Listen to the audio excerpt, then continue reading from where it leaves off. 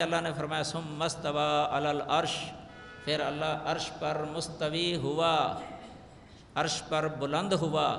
یعلم ما یلج فی الارض، وہ جانتا ہے جو کچھ بھی زمین میں داخل ہوتا ہے، وما یخرج منہا، اور جو کچھ بھی زمین سے نکلتا ہے، وما ینزل من السماء، اور جو کچھ بھی آسمان سے اترتا ہے، وما یعرج فیہا، اور جو کچھ بھی آسمان کی طرف چڑھتا ہے، وَهُوَ مَعَكُمْ أَيْنَمَا كُنْتُمْ، یعنی عرش پر ہونے کے باوجود بھی وہ ہر شے خوب جاننے والا ہے۔ اس اعتبار سے وہ تمہارے ساتھ ہی ہے، تم اس سے کوئی مخفی نہیں رہتے کہ اس سے کوئی کہ وہ عرش کے اوپر ہے اور نیچے آسمان وغیرہ پردے وغیرہ ہیں، یہ کوئی شے حائل نہیں ہوتی اللہ تعالیٰ کے آگے دیکھنے میں، جاننے میں، یا کوئی آواز سننے میں۔ یہ تو انسان کے لیے حائل ہو جاتی ہیں یہ چیزیں، پردے وغیرہ، کہ انسان کے آگے پردہ آ جائے تو وہ اس کے ماوراء نہیں نظر آتا اس کو۔ مخلوق کے لیے ایسے ہی ہے، یہ فرشتوں کے لیے بھی ایسے ہے۔ مثلا ایک طرف فرشتہ ہونا، درمیان میں دیوار ہو، ادھر کوئی دوسرا ہو، تو فرشتے کو وہیں جو ہے نا یہ نہیں نظر آتا، اندر دیوار جو ہوتی ہے۔ صحیح مسلم کے اندر حدیث آتی ہے، جبرائیل علیہ السلام آئے، دروازے پر کھڑے رہے، اندر داخل نہیں ہوئے۔ وجہ کیا ہے کہ حضرت عائشہ رضی اللہ تعالیٰ عنہ اندر تھیں، کپڑے اتارے تھے۔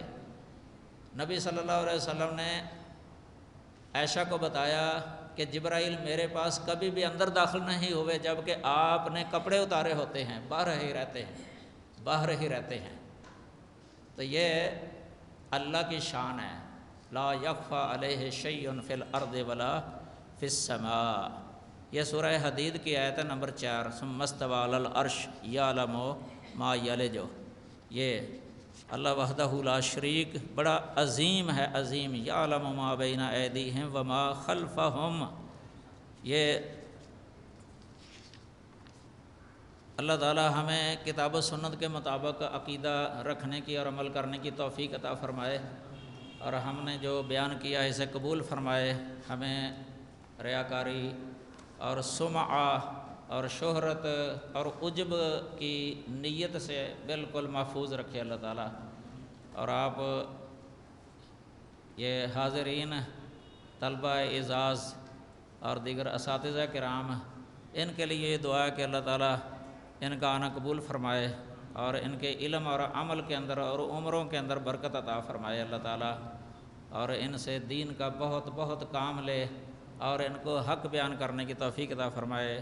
جو صحیح عقیدہ ہے، عقیدہ توحید، اللہ تعالیٰ کی عظمت اور شان اور جلالت، یہ بیان کریں ہم، تاکہ لوگوں کے دلوں کے اندر اللہ کی شان اور عظمت جو ہے نا وہ بیٹھے اور اللہ کی طرف دل مائل ہو جائیں، اللہ کے ساتھ تعلق قائم ہو جائے۔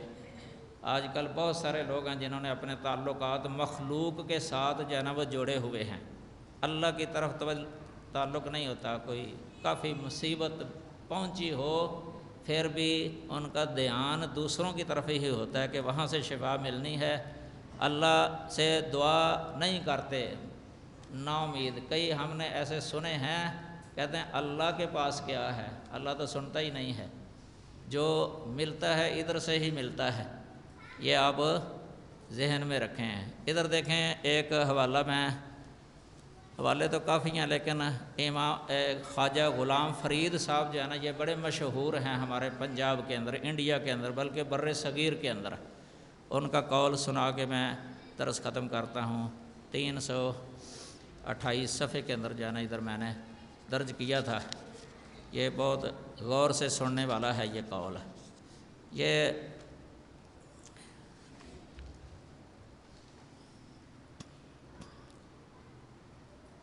1841 میں پیدا ہوئے تھے، 1901 میں وفات پائی ہے۔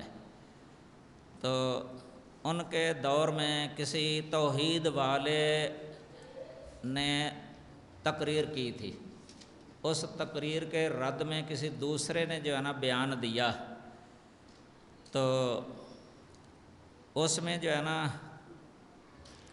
یہ کہا تھا توحید والوں کے بارے میں کہ می گویند کہ امداد و استعانت از انبیاء و اولیاء شرک است، یعنی یہ توحید والے کہتے ہیں کہ اولیاء سے مدد طلب کرنا، عون طلب کرنا، نبیوں سے ولیوں سے مدد طلب کرنا، یہ شرک ہے۔ اچھا، اس کے متعلق خواجہ غلام فرید سے سوال ہوا کہ کیا ان کی بات ٹھیک ہے، یہ جو اس کو شرک کہتے ہیں، غیبی جو مدد مانگتے ہیں نا، غیبانہ اللہ کے علاوہ نبیوں ولیوں سے، تو یہ شرک کہتے ہیں، کیا ان کی بات ٹھیک ہے؟ تو انہوں نے جواب دیا، بے شک استمداد و استعانت از غیر خدا تعالی شرک است۔ خواجہ غلام فرید صاحب کہتے ہیں کہ اس میں کوئی شک نہیں ہے کہ اللہ تعالیٰ کے غیر سے مدد طلب کرنا یہ شرک ہے۔ توحید آست، توحید وہ ہے کہ خاص از حق تعالیٰ استعانت کند، کہ خاص طور پہ حق تعالیٰ سے یعنی اللہ تعالیٰ سے مدد طلب کرے، یہ ہے توحید۔ چنانچہ ایاک نعبد و ایاک نستعین ہم بری معنی ناطق است، یعنی یہ ایاک نعبد و ایاک نستعین بھی اسی معنی پر دلالت کا نص ہے، یعنی صریح نص۔ نص کا مطلب یہ ہوتا ہے کہ واضح صریح، جس میں طویل بھی نہ ہو سکے، نص صریح دلیل، یہ نص واضح صریح، یہ محکم ہے۔ یہ ایک کتاب ہے اشارات، جلد 4 صفحہ 186، اور یہ ہفت روزہ الاعتصام لاہور، یہ مجلہ نکلتا ہے ہفت روزہ الاعتصام لاہور، اس کی جلد نمبر 15 ہے، شمارہ نمبر 174، یہ حوالہ ہے۔ اسی طرح شاہ ولی اللہ ان کا بھی قول ادھر لکھا ہوا ہے اسی مسئلے کے بارے میں، انہوں نے بھی اس کو یہی کہا تھا۔ اور صاحب روح المعانی، یہ علامہ محمود آلوسی حنفی، انہوں نے اپنی تفسیر کے اندر اس کا بہت رد کیا ہے۔ یہ جو قبروں والوں سے مدد مانگتے ہیں نا غیبانہ، تو ان کا رد اس آیت میں بھی ہے، وَإِذَا سَأَلَكَ عِبَادِي عَنِّي فَإِنِّي قَرِيبٌ، یہ پڑھ کے دیکھ لینا۔ اور بھی کئی مقامات پر جو ہے نا بڑے بسط کے ساتھ بھی انہوں نے رد کیا ہے۔ ایک حوالہ میں آپ کو بتا دیتا ہوں، وہ ذرا تفصیلی ہے، اسی کتاب سے، ان کی تفسیر سے، یہ 465 صفحہ اس کا، اس میں کافی لمبی عبارت ہے۔ اس عبارت کے اندر تو انہوں نے ان کے نام بھی ذکر کر دیے ہیں جن سے یہ مدد عموماً مانگتے ہیں، لمبی عبارت ہے، تو یہ بھی آپ دیکھ سکتے ہیں۔ تفسیر روح المعانی سورۃ یونس کی آیت نمبر 22 ہے، اور ان کی تفسیر کا جز ہے 11، صفحہ نمبر ہے 98، اس میں انہوں نے بہت رد کیا ہے ان لوگوں کا جو دفن شدہ سے مدد مانگتے ہیں، جس طرح اللہ سے مدد مانگی جاتی ہے۔ اللہ تعالی ہمیں کتاب و سنت کے مطابق عقیدہ رکھنے اور عمل کرنے کی توفیق عطا فرمائے۔ وآخر دعوانا ان الحمدللہ رب العالمین۔